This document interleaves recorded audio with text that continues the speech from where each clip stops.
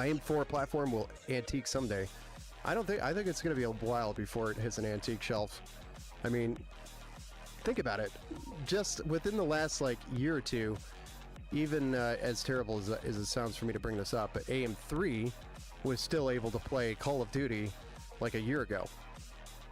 So your FX 6300 CPU or your FX 8083 or 8150 or 8350 or whatever they are, the 8-core processors, I'm sorry, I have to add quotations there, 4-core processor with 8 threads, they were able to run, you know, Call of Duty and things just a year ago, and they probably still do today. It's just very limited with today's graphics cards, causing a huge bottleneck because you need the bigger, better graphics card to run Call of Duty these days a little bit better.